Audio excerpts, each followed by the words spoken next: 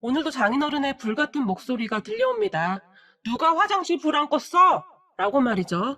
우리 장인어른은 구두쇠 중에 구두쇠입니다. 스크루지 영감이 왔다가 울고 갈 정도입니다. 가족들 모두가 고개를 절레절레 흔들고는 하니까요. 장인어른이 갑자기 저를 보며 박서방 자네가 불 안 껐어? 라고 묻고는 눈에 불을 켜고 저를 째려봅니다. 그런 장인어른의 말에 제가 장인어른 저는 아닐걸요? 저는 이미 훈련되어 있잖아요. 아마도 저는 아닐 거예요. 저는 머리보다 손이 먼저 움직이는걸요? 라고 능청스럽게 말을 했고 그런 제 말을 듣던 장인어른은 그렇지 박서방은 아닐 거고 그럼 도대체 누구야? 라고 다시 호통을 쳤고 김서방 자네인가? 라고 장인어른이 묻습니다. 그 말에 동서가 잔뜩 긴장을 했는데요. 그게 아마도 저인 것 같습니다. 라고 말을 하며 머리를 긁적긁적입니다. 그런 동서를 보며 장인어른이 자네는 다시 경고일세 알겠나? 라고 소리를 질렀고 동서는 그런 장인어른의 기세에 기가 눌렸던지 그저 아, 네, 죄송합니다. 라고 말을 해버립니다. 우리 장인어른은 그런 사람입니다. 어떠한 남기도 허락하지 않는 분이죠. 저야 뭐 적응이 되었다지만 동서가 아직 적응이 안 된 모양입니다. 얼굴에 불만이 가득한 표정이네요. 저는 부모님이 교통사고로 일찍 돌아가셨습니다. 부모님이 돌아가시면서 보험금을 조금 남긴 것으로 알고 있는데 친척들이 그 돈을 다 빼돌렸고요. 그때 당시 저는 어렸기 때문에 딱히 뭘 할 수가 없었는데요. 다만 머릿속에 기억나는 장면이 하나가 있네요.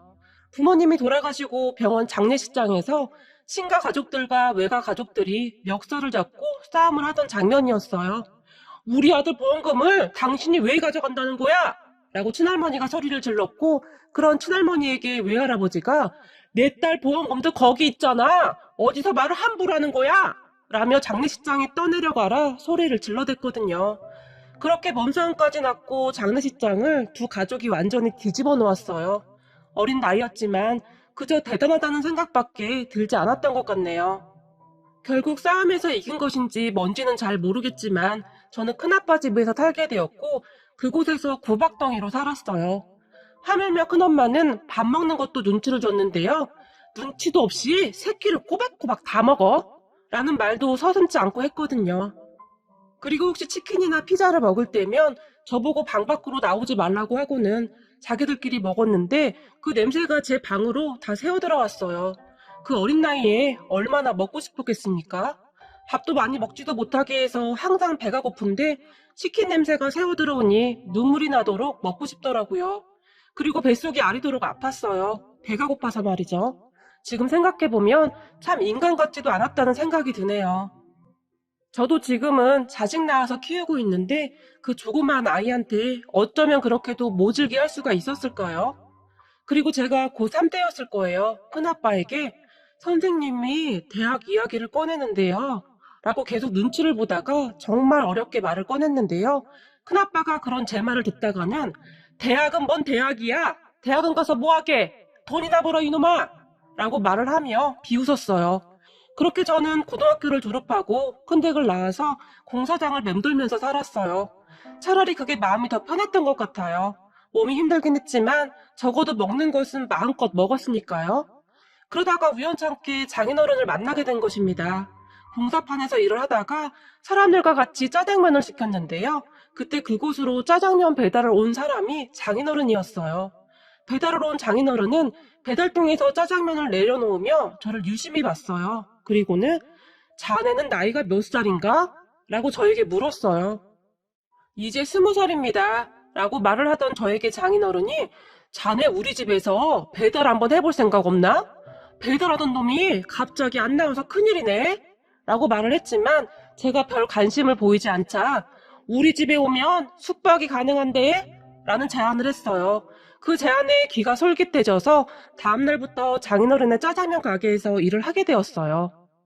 그리고 장인어른과 저의 인연은 그렇게 시작이 되었어요. 정말 숙박도 해결이 가능했고 식사도 그냥 먹을 수 있어서 저에게는 최고의 장소였어요. 장인어른은 엄청 깐깐하고 잔소리가 많았지만 큰아버지와 큰엄마의 구박에 비하면 정말이지 아무것도 아니었어요. 그리고 장인어른은 먹는 것은 절대 아끼지 않고 많이 먹여줬거든요. 그러다 어느 날 가게에 어떤 여자가 들어왔는데 장인어른의 딸이었어요. 맞습니다.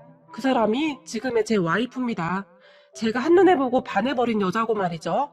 하지만 와이프는 제가 감히 쳐다볼 수도 없는 사람이었어요. 저와는 다르게 좋은 부모님 밑에서 부족함 없이 대학까지 다니고 있는 그런 여자였으니까요. 저는 그렇게 한동안 와이프를 가슴에 담아둔 채 멀리서 지켜만 보고 있었는데요. 그런 제 마음을 사장님이, 그러니까 지금은 장인어른이죠. 장인어른이 눈치채고 있었던 것 같아요. 어느 날 가게 문을 닫고 저에게 박군, 나랑 맥주 한잔 하자 라며 치킨 한 마리를 배달시켰는데요. 맥주와 치킨을 정신없이 먹어대던 저에게 장인어른이 이거 한 마리는 안 되겠다. 우리 보쌈도 하나 먹을래? 라고 묻더라고요. 그런 장인어른의 말에 제가 고개를 끄덕였고 잠시 후 보쌈이 배달되어 왔는데요. 보쌈을 맛있게 먹던 장인어른이 갑자기 박군 부모님은 어떻게 된 건가? 라고 묻더라고요. 그런 장인어른에게 어릴 때 교통사고로 돌아가셨습니다. 라고 아무렇지도 않게 말을 했는데요. 그럼 그동안 박군이 고생이 많았겠구나 라고 묻더니 그런데 참 잘 컸다 라고 말을 하면서 제 등을 쓰다듬어 주셨어요. 장인어른의 말을 들으며 입안 가득 보쌈을 넣고 우적우적 먹고 있었는데요.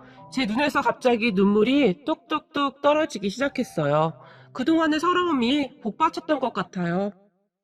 그런 제 모습을 보며 장인어른이 어이구 이놈아 입에 있는 거나 다 먹고 울던지 아이고 콧물에 눈물에 내가 아주 더러워서 못 보겠다 라고 말을 하면서 화장지를 가지고 오더니 제 눈물과 콧물을 직접 닦아줬어요. 무뚝뚝한 것 같았지만 어딘지 모르게 사람의 마음을 정확히 아는 분이라고 해야 할까요? 제가 어떠한 것에 상처를 받고 있고 힘들어하고 있는 것인지 한 번에 알아봐 주셨어요. 생각해보세요. 고아라고 하면 다들 삐뚤어진 시선으로 바라보기가 일쑤였거든요. 그런데 그런 저를 보며 잘 컸다니요? 저에게 그런 따뜻한 말을 해준 분은 장인어른이 처음이었던 것 같습니다. 제가 그때까지 가장 많이 들었던 말이 고아가 그럼 그렇지 라는 말이었거든요. 그런 장인어른의 말을 들으며 눈물 콧물을 다 빼면서 목이 메어 있었는데요. 장인어른이 그런 저를 보며 박군, 너 우리 은지 좋아하냐? 라고 묻더라고요. 그 말에 제가 깜짝 놀라서 아닙니다 사장님. 제가 감히 어떻게 사장님 따님을 이라고 말을 했는데 그런 제 말을 듣던 장인어른이 아니 네가 어디가 어때서 이 녀석아 남자가 배포가 커야지 라고 말을 하면서 제 등짝을 힘껏 내리쳤어요. 그러더니 저에게 박구나 너 학교 다닐 때 공부 잘했지? 라고 한마디를 더 물었어요. 그런 장인어른의 얼굴을 제가 그저 멍이 바라봤는데요. 내가 이래봬도 사람 보는 눈이 조금 있어. 사람 얼굴 보면 딱 보여. 근데 박군 너는 공부를 해서 먹고 살 팔자야. 너 공부하는 거 좋아하지? 공부 더 하고 싶었지? 라고 묻더라고요. 그런 장인어른의 말에 문득 생각이 났어요. 저는 수학이 참 좋았어요. 참 신기한 것이 복잡한 문제일수록 끝까지 파고들어서 풀어나가는 것이 그렇게 재미가 있을 수가 없었어요. 그래서 그랬는지 성적이 나쁘지는 않았던 것 같네요. 다만 같은 반 친구들이 시험을 보고 나면 고아 주제에 어떻게 나보다 성적이 더 좋아? 너 컨닝했지? 라고 괴롭혀서 오히려 알면서도 틀린 적도 있었어요. 부잣집 애들보다 성적이 잘 나오면 선생님조차도 저를 의심하기도 했거든요.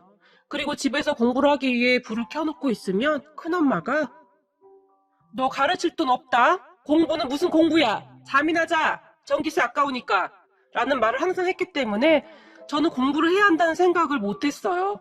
그런 장인어른의 말에 제가 수학 문제를 풀 때는 시간 가는 줄 모르고 풀긴 했어요. 그런데 공부를 썩 잘하지는 못했어요. 라고 씩하고 웃었는데요. 장인어른이 저에게 봤구나. 사람은 배워야 하는 거다. 그래야 살면서 무시 안 당하는 거야. 알겠냐?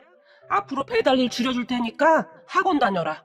나머지 시간은 내가 알아서 배달하마. 라고 말을 했어요. 그리고 혹시 모르는 문제가 있으면 은지한테 물어보고 내가 이야기해놓마. 알겠냐? 라고 말을 하며 저를 바라봤어요. 저는 그때까지도 잘 이해가 되지 않아서 그저 장인어른만 바라보고 있었는데요. 장인어른이 그런 제 등짝을 내려치더니 알겠냐고 이놈아 라고 말을 했어요. 그리고는 힘들 거야. 일하면서 공부하는 것이 어디 보통 일이겠냐? 그런데 해야 한다. 너는 꼭 해내야 한다. 그래야 사람들이 너를 고아라고 함부로 하지 않는 거다 라고 말을 했는데 그때 당시 장인어른의 눈에는 아련함 같은 것이 가득했던 것 같습니다. 그리고 며칠 뒤부터 저는 일이 일찍 끝나면 학원을 다녔는데요. 장인어른의 말대로 정말 많이 힘이 들었어요. 늦게까지 공부를 하다가 코피를 쏟은 것이 한두 번이 아니었던 것 같아요. 그렇게 제가 삐쩍삐쩍 말라가자 어느 날 장인어른이 봤구나, 오늘은 나랑 어디 좀 가자 라고 말을 하더니 한의원에 데려갔는데요. 우리 애가 요즘 몸이 많이 피곤해서 그러는데 제일로 좀 보약 한 잔만 해주소 라고 말을 했어요. 그런 장인어른을 제가 놀란 눈으로 바라봤는데요. 장인어른이 제 눈을 애써 피해버리며 요즘 커피도 많이 썼고 애가 꼴이 영 말이 아니네요 라고 한의사를 보며 말을 했어요. 그렇게 한약을 주문해 놓고 나오는데 장인어른이 저를 보며 걱정 마 이놈아, 네 월급에서 깔 거니까 라고 말을 하더니 저를 데리고 꽤 비싼 소고기집으로 들어갔어요. 그리고는 오늘은 둘이 몸보신 좀 한번 해보자 라고 말을 하고는 소고기를 굽기 시작했는데요. 제가 생각했던 것보다 훨씬 많은 양의 소고기를 시켰는데 저는 계속 먹기만 했고 장인어른은 계속 굽기만 했어요. 맨날 눈칫밥만 먹고 자랐었는데 장인어른은 고기 한 점 제대로 먹지도 않고 고기를 굽기 바쁘게 많이 먹어라, 많이 먹어야 힘을 내서 공부를 하지, 얼른 더 먹어, 여기 고기 아주 많다 라고 말을 하며 제 그릇에 고기를 쌓아두기 바빴어요. 세상에 태어나서 처음 느껴보는 사랑이었다고 해야 할까요? 우리 장인어른은 그런 분이었어요. 엄청 잔소리가 심하고 무섭게 말을 했지만 사실은 가슴이 참 따뜻한 그런 분이었어요. 저는 그렇게 꽤 괜찮은 대학에 합격을 했고 공부를 하면서도 열심히 짜장면 배달도 해서 돈도 벌었는데요. 하지만 다들 아시다시피 등록금이 한두 푼 하는 것도 아니고 저 혼자 힘으로는 부족한 부분이 있었는데요. 그런 부족한 부분은 장인어른이 아낌없이 도와줬어요. 평소에는 그토록 짠돌이인 장인어른이었지만 어렵게 말을 꺼낸 저에게 항상 한치의 망설임도 없이 도움을 주셨어요. 그리고는 항상 어떻게든 성공해라, 알겠냐? 너는 큰 물에서 놀놈이야 이놈아. 내가 얼굴을 딱 보면 알아. 한눈에 알아봤어 라고 큰 소리로 말을 해주었어요. 장인어른의 그 한마디 한마디는 저에게 뭐라 설명할 수도 없는 큰 힘이 되어주었고 그동안 자존감이 많이 낮았던 제가 점점 변해갔어요. 그렇게 저는 대학에 가서도 이를 악물고 공부를 했어요. 왜냐하면 저는 크게 될 사람이라고 했거든요. 그 한마디를 굳게 믿고는 정말 죽어라 열심히 했던 것 같아요. 그러다 어느 날 군입대를 하게 되었는데 군입대를 하고 나서도 장인어른은 면회를 자주 하셨어요. 아무도 찾아올 사람이 없다는 것을 알고 있었기에 시간이 날 때마다 찾아와 주려고 노력을 했었던 것 같아요. 그 마음을 제가 어찌 모르겠습니까? 그리고 우리 와이프를 꼭 데리고 왔는데요. 제가 대학에 가고 완전히 다른 모습으로 변하자 와이프와도 조금씩 가까워져 가고 있었거든요. 단 한 번도 느껴보지 못했던 그런 행복한 생활이었어요. 그렇게 저는 대학을 졸업한 후에 정말 괜찮은 회사에 취직을 하게 되었고 장인어른이 해냈구나, 해냈어. 거봐 이놈아, 내가 뭐라고 했냐? 내가 너를 한눈에 알아봤다 이놈아 라며 눈물까지 글썽이며 정말 좋아하셨어요. 장모님도 정말 축하해 주셨는데 우리 은지는 좋겠네 라고 놀리기도 했고요. 그런 장모님의 말에 와이프의 얼굴이 빨갛게 변했는데요. 와이프와 저는 장인 장모님 두 분의 허락을 받고 결혼을 전제로 교제 중이었거든요. 제가 회사에 입사를 하고 얼마 후 와이프와 저는 결혼까지 하게 되었고 처갓집에서 장인 장모님을 모시고 같이 살았어요. 부모정이 그리워서 저는 그냥 다 좋았거든요. 제가 우리 장인 장모님을 정말 좋아하고 존경하는 이유가 그뿐만이 아니었는데요. 처제 상견례 도중 동서 부모님이 장인 장모님을 보며 말씀 많이 들었습니다. 고아인 큰 사이를 직접 다 가르쳤다면서요? 대단하세요 라고 말을 했는데요. 어찌 보면 별 뜻이 없어 보일 수도 있었고 또 어찌 보면 약간의 기선제압 같은 것이었다고 해야 할까요? 우리 아들은 멀쩡한 집안에서 잘 자란 그런 사람입니다. 잠깐이지만 그런 느낌이 들었던 것 같아요. 유난히 고아 부분을 강조해서 말을 했거든요. 그런데 식사를 하던 장인어른이 갑자기 젓가락을 탁 하고 내려놓더니 고아가 아니라 제 사위지요. 사위도 자식인데 말씀이 조금 지나치신 듯합니다 라고 단호하게 말을 했어요. 장인어른의 말에 사돈어르신들이 어쩔 줄을 몰라 했는데요. 말 한마디 한마디가 당사자한테는 비수가 되어 꽂히는 법입니다. 그리고 제가 아무리 도와줘도 지가 못 받아먹으면 어림도 없는 일이지요. 근데 우리 큰사위는 대학 다니면서 거짐 내내 장학금을 받고 다녔어요. 사돈도 땡땡 대학교 아시죠? 바로 그 대학교에서 말이죠. 그리고 사돈, 땡땡 회사도 아시죠? 우리 사이가 지금 거기서 팀장으로 있어요. 승진해서도 한 번도 떨어진 적이 없어요. 아주 든든합니다. 라며 아주 신이 나서 말을 했어요. 장인어른은 항상 사람들에게 저를 그렇게 설명하곤 했어요. 그런 장인어른의 말에 장모님이 장인어른의 옆구리를 쿡쿡 찔러댔지만 장인어른은 내가 요즘 아주 살맛이 납니다. 라는 말을 잊지 않았고 말이죠. 장인어른은 그렇게 언제 어디서나 제 편이 되어주었어요. 그런데 어느 날 장인어른의 이야기를 듣게 되었는데요. 사실 나도 고아였네. 그래서 자네의 마음을 누구보다도 잘 알지. 내가 중학교를 막 졸업하고 고등학교에 들어갔는데 공부가 싫어서 못된 짓만 하다가 퇴학당했어. 그렇게 막노동반을 돌다가 어느 날 우리 장인을 만났어. 장인이 아무 말도 없이 짜장면 만드는 것을 배워보라고 하더구만. 그리고 고등학교 검정고시 공부를 시켰어. 대학까지 가라고 했는데 나는 공부에 영 흥미가 없었어. 그런데 짜장면 만드는 것이 그렇게 즐거울 수가 없었네. 라고 말을 하더니 옛날 생각이 나는지 장인어른의 눈가가 촉촉해집니다. 그리고는 장인어른이 다시 입을 열었는데요. 우리 장인어른이 항상 하던 말이 있었어. 없는 사람 무시하지 마라. 나보다 약한 사람 무시하지 마라. 그러면서 우리 가게에 오는 애들한테 그렇게 잘했네. 특히 부모가 없는 애들한테 짜장면을 공짜로 참 많이 주기도 했어. 아이들이 자존심 상할까봐 눈치까지 보면서 말일세. 나는 그런 장인어른을 만나서 세상을 보는 눈을 바꿨네.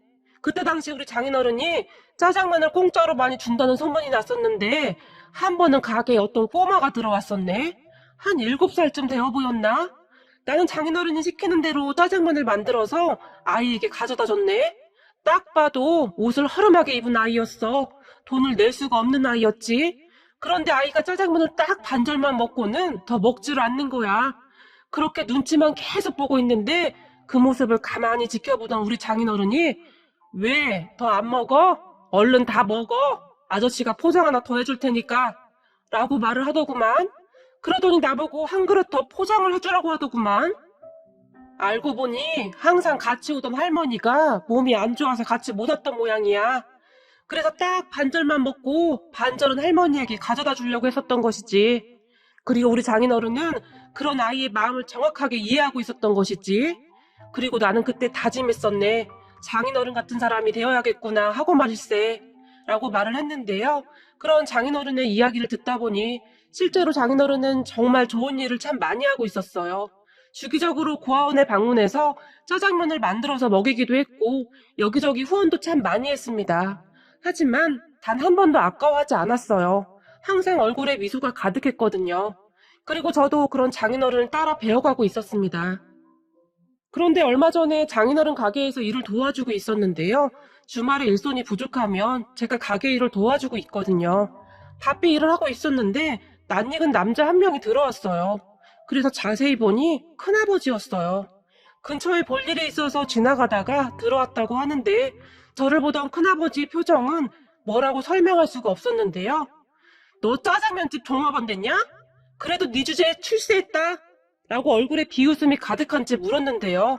그리고는 여기 간짜장 하나 갖다 줘라. 라고 주문을 했어요. 큰아버지에게 뭘 크게 기대한 것은 아니었지만 그래도 오랜만에 만난 조카의 안부 정도는 물어도 될 듯 하던데 그 집안 사람들은 참 인정머리라고는 찾아볼 수가 없는 사람들이었어요. 그런 큰아버지를 제가 그냥 모른 척하고 지나가려고 했는데 그런 우리 모습을 보던 장인어른이 갑자기 큰아버지 앞에 성큼성큼 다가오더니 누구신가? 라고 물었어요. 큰아버지세요. 라고 제가 짧게 말을 했어요. 아이고 인사가 늦었습니다. 우리 사위 키워주신 분인가 보군요. 라고 장인어른이 말을 했는데요. 그 말을 듣고 있던 큰아버지가 상당히 놀란 표정으로 사위요? 라고 짧게 물어봤어요. 그럼 큰아버지에게 장인어른이 예, 우리 귀한 사위지요. 공휴일에는 집에서 쉬라고 하는데도 굳이 와서 도와주네요. 큰 회사 다니느라 피곤할 텐데 말이죠. 라고 말을 해버렸어요. 그러더니 우리 사위가 땡땡 회사 다니거든요. 땡땡 회사 알죠? 거기 팀장입니다. 라고 말을 하며 큰 소리로 웃었어요. 그런 장인어른의 말을 듣던 큰아버지가 들고 있던 젓가락을 떨어뜨렸는데요. 니까짓 게 어떻게 그 큰 회사를 들어갔냐? 라고 물었어요. 그 말에 장인어른의 표정이 굳어졌는데요. 니까지 거라니요? 남이 귀한 사위한테 우리 사위는 이제 그쪽이 그렇게 함부로 할 사람이 아니거든요? 라고 말을 해버렸어요. 그 순간 큰아버지의 표정은 뭐라 표현할 수도 없이 구겨져 버렸는데요. 먹던 음식도 다 먹지 못하고 놀라서 가버렸어요. 그런데 얼마 후에 다시 찾아와서는 하는 말이 니네 형이 말이다. 사업을 하잖니? 그런데 네 얘기를 하니까 잘 되었다고 그렇게 좋아하지 않겠니? 마침 니네 회사와 거래를 터야 하는데 네가 거기 팀장이라며 네가 힘 좀 써주면 잘 될 것 같다고 하던데 네가 힘 좀 한번 써주면 안 되겠냐? 라고 능글능글 맞게 웃으며 말을 했어요. 저는 그런 큰아버지를 보며 그럼 이미 거래하는 업체를 내보내라는 말인가요? 그럴 순 없죠. 지금 거래하는 업체가 일을 못하는 것도 아니고 그 업체도 생계가 걸린 문제인데 라고 딱 잘라서 말을 했는데요. 큰아버지가 갑자기 제 손을 덥석 잡더니 그러지 말고 좀 부탁하마. 우리 전 재산 거기다 다 투자했는데 지금 많이 힘이 들어서 그런다. 그 업체랑은 피 한 방울 안 섞였지만 너랑 나랑은 같은 피가 흐르는 가족 아니더냐? 라고 말을 했는데요. 사람이 어쩌면 그렇게 뻔뻔할 수가 있나요? 우리 부모님 보험금도 다 가져다 쓰고 그렇게 구박까지 하고는 어떻게 이런 부탁을 할 수가 있을까요? 제가 그런 큰아버지의 손을 매정하게 뿌리쳐버리며 그렇게 사니까 평생 일이 안 풀리죠. 사람이 마음을 곱게 써야 일이 잘 풀리는 겁니다. 예전이나 지금이나 변한 게 하나도 없네요. 우리 부모님 보험금 가지고 멱살 잡고 싸울 때부터 당신들은 인간들이 아니었어. 알겠어? 그런데 지금 나보고 다른 사람 밥줄을 끊어서 당신네 먹여 살려달라고? 내가 왜 그래야 하는데? 하루 밥 3번 먹는 것도 눈치를 준 당신들한테 웃기는 소리 하지 말고 그만 가시죠. 그리고 우리 회사에 들어올 생각도 하지 말고 당신들보다 더 열심히 사는 사람들이 얼마나 많은 줄 알아? 라고 처음으로 마음속에 있던 말을 쏟아내버렸어요. 하지만 그런 제 말을 듣던 큰아버지가 이런 싸가지 없는 놈이 내가 다 키워줬더니 뭐가 어쩌고 어째? 라며 제 뺨을 때렸어요. 그리고 그런 모습을 멀리서 지켜보던 장인어른이 순식간에 우리에게로 뛰어왔는데요. 당신이 뭔데 내 사위를 때려? 라고 소리를 지르더니 큰아버지의 멱살을 있는 힘껏 움켜잡고는 바닥에 내팽개쳐 버렸어요. 정말 순식간에 일어난 일이었고 다들 깜짝 놀라 있었는데요. 큰아버지는 그렇게 쌍욕을 하고 나가버렸어요. 그리고 장인어른이 저를 보며 아주 잘했다. 아주 잘했어. 사람이 가끔은 그렇게 할 말은 다 하고 살아야 하는 거야. 내 속이 아주 다 시원하네. 내가 뭘 했냐? 성공하면 아무도 너 못 건드린다고 했지? 앞으로도 그렇게 당당히 살아. 알겠냐? 라고 말을 하면서 큰 소리로 웃었어요. 살면서 뺨을 얻어맞고도 오히려 그렇게 속이 뻥 뚫린 듯 시원했던 적은 처음이었던 것 같네요. 그리고 저는 사촌형이 운영한다는 회사를 몰래 한번 확인해 봤는데요. 엉망진창이더라고요. 사업을 한다는 사람이 그렇게 운영을 하고 있으니 잘 될 리가 있겠어요? 오늘 내일 망해도 전혀 이상하지가 않은 상황이더라고요. 그런 것을 보는데 왜 이렇게 통쾌한 것인지 모르겠네요. 그동안의 제 울분이 다 씻겨 내려가는 기분입니다. 평생을 안고 있었던 장례식장에서의 그 서름을 이제야 떨쳐낼 수가 있을 것 같네요. 그리고 우리 장인어른은 오늘도 잔소리를 시작합니다. 그런 장인어른의 잔소리가 오히려 정겹게 느껴지면서 눈물이 날 정도입니다. 장인 장모님, 오래오래 건강하세요. 이 사이가 해드릴 수 있는 것은 다 해드릴 거니까요. 항상 너무너무 감사드려요. 우리 아버님, 어머님.